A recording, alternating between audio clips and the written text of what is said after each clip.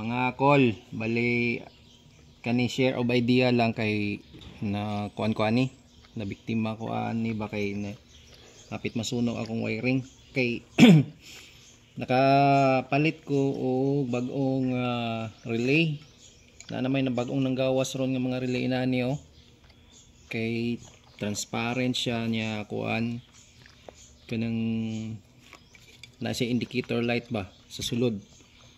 Ang problema ani mga call kay basig maka-encounter mo ani masunog inyohang wiring unya.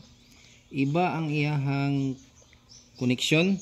Bali ang nakasanayan nato kani bush.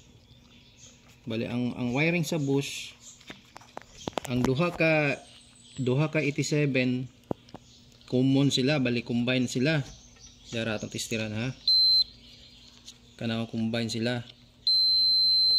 So pag trigger aning 86 og 85 mo connect ning 30 sa diri sa duha ka 87.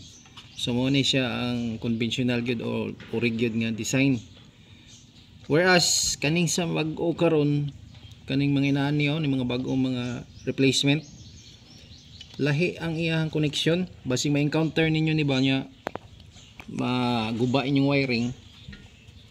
Kay nag-ubanay ang duha ka nag-ubanay ang kani baka kaning 87 og 30 mo nag-ubanay naraw atong testira no.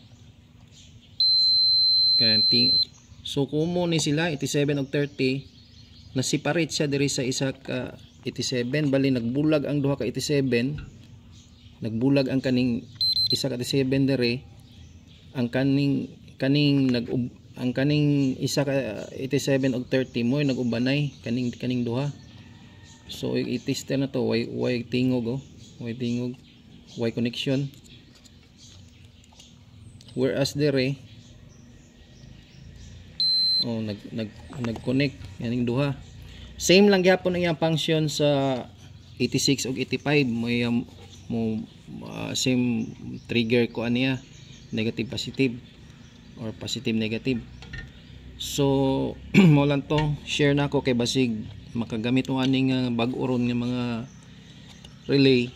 Suway sa ninyo gyud i-check sa kay basig inig paslak ninyo ba nya masunog inyong mga wiring. Okay.